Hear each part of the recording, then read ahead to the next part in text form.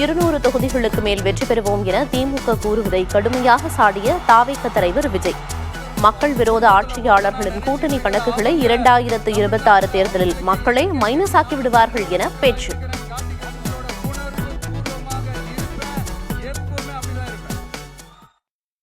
நீங்க உங்களோட சுயநலனுக்காக பல வழிகளில் பாதுகாத்து வரும் உங்கள் கூட்டணி கணக்குகள் அனைத்தும் 2026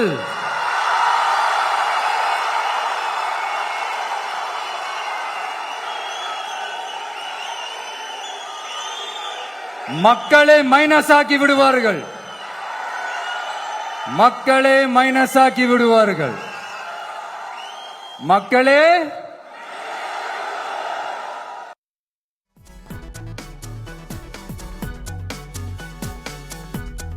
களத்திற்கே வராத விஜய்க்கு திமுகவை பற்றி விமர்சிக்க தகுதியில்லை என அமைச்சர் சேகர்பாபு கடும் விமர்சனம்.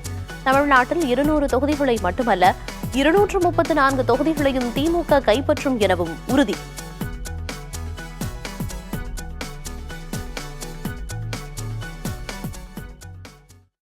ஒரு சிலர் அதிமேதாவிகளாக தற்கூரிகளாக களத்திற்கே வராதவர் பேசிக் கொண்டிருக்கின்றார்கள். எங்களுடைய நிலைப்பாடு 200 அல்ல 234 திராவிட முன்னேற்ற கழகம் வருகின்ற சட்டமன்ற தேர்தலில் கைப்பற்றும் கைப்பற்றும் கைப்பற்றும்.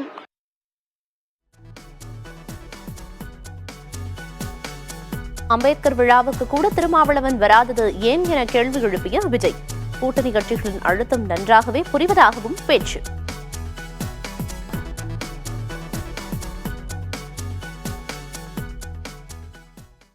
விடுதலை சிறுத்தைகள் தலைவர் திரு தொல் திருமாவளவன் அவர்கள்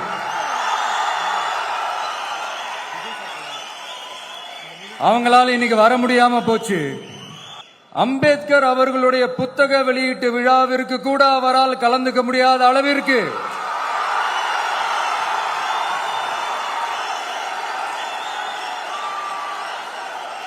கூட்டணி கட்சிகள் சார்ந்து எவ்வளவு பிரஷர் இருக்கும் என்று என்னால் யூகிக்க முடிந்தாலும்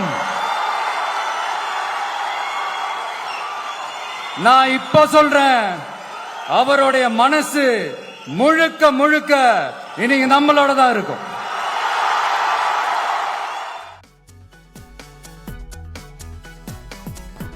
கூட்டணி கட்சிகளிடமிருந்து எந்த அழுத்தமும் இல்லை என திருமாவளவன் விளக்கம். திமுக கூட்டணியில்தான் தொடர்வோம் என்றும் உறுதி.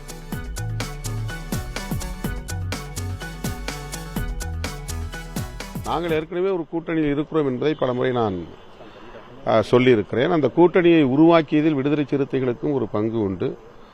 அந்த வகையில் நாங்கள் அந்த கூட்டணியில் தொடருவோம் என்பதை பலமுறை சொல்லியிருக்கிறேன், இப்போதும் சொல்லுகிறேன்.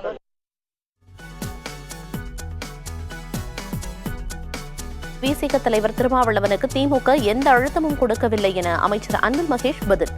கூட்டணியில் பிளவு ஏற்படும் என்ற எண்ணம் நிறைவேறாது எனவும் பேட்டி.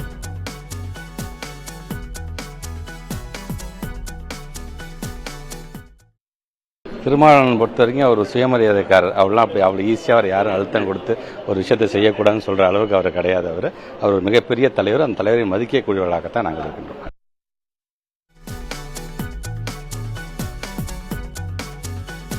சம்பிரதாயத்திற்காக மழை நீரில் நின்று புகைப்படம் எடுப்பதாக தாவேக தலைவர் விஜய் விமர்சனம். சம்பிரதாயத்துக்காக ட்வீட் மற்றும் அறிக்கை விடுவதிலும் உடன்பாடில்லை என விளக்கம்.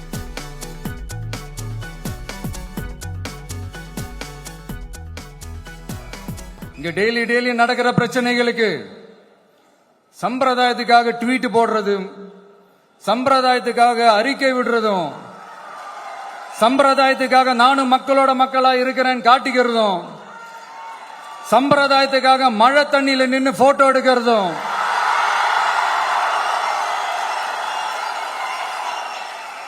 எனக்கு அதுல கொஞ்சம் கூட உடன்பாடே இல்லை.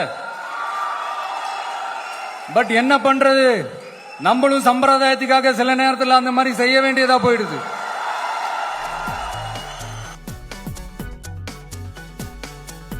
இரண்டாயிரத்து 26ஆம் ஆண்டு சட்டமன்ற தேர்தலில் மன்னராட்சியை ஒழிக்க வேண்டும், தமிழ்நாட்டை கருத்தியல் தலைவர்தான் ஆள வேண்டும் என்றும் விசிக துணை பொதுச் செயலாளர் ஆதவ் அர்ஜுனா பேச்சு. 2026க்கான தேர்தலுக்கான பணிகள் மன்னர் ஆட்சியை ஒழிக்க வேண்டும். பிறப்பால் அனைவரும் சமம் என்கின்ற கருத்தியலை அம்பேத்கர் உருவாக்கியதை போல இங்க பிறப்பால் ஒரு முதலமைச்சர் உருவாக்கப்படக்கூடாது.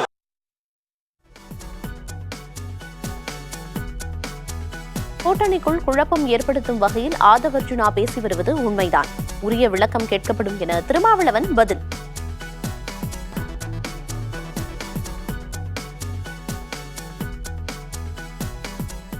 திமுக கூட்டணியில் குழப்பத்தை ஏற்படுத்தும் வகையில் அவர் கருத்து தெரிவித்து வருகிறார் என்பது உண்மை. அவரிடம் விளக்கம் கேட்போம். உரிய விளக்கம் கிடைக்கும் என்று பார்ப்போம். அதன் பிறகு இயக்க முன்னணி தோழர்களோடு கலந்து பேசுவோம்.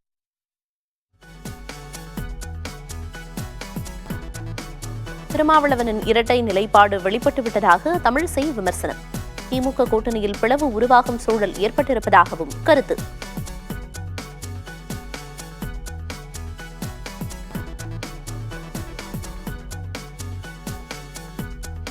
வங்கக்கடலில் 12 மணி நேரத்திற்குள் புதிய காற்றழுத்த தாழ்வு பகுதி உருவாகும் என வானிலை ஆய்வு மையம் கணிப்பு.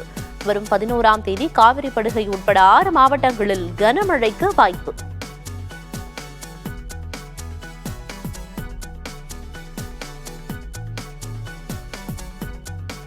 இந்தியா கூட்டணி சரியாக வழிநடத்தப்படவில்லை என மேற்கு வங்க முதலமைச்சர் மம்தா பானர்ஜி அதிருப்தி. வாய்ப்பளிக்கப்பட்டால் தானே தலைமை ஏற்று சிறப்பாக வழிநடத்த தயார் என பேட்டி.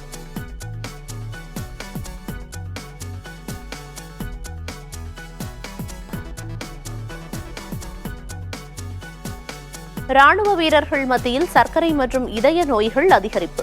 மத்திய பாதுகாப்புத்துறை அமைச்சர் ராஜ்நாத் சிங் கவலை.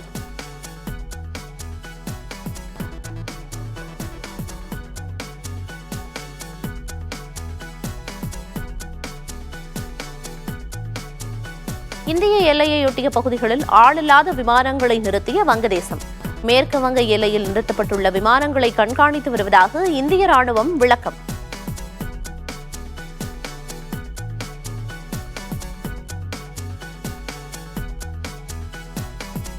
காசாவின் வடக்கு பகுதியில் இருக்கும் முக்கிய மருத்துவமனை மீது இஸ்ரேல் ராணுவம் தாக்குதல். தொடர் வான் தாக்குதலால் 29 பேர் உயிரிழந்த சோகம்.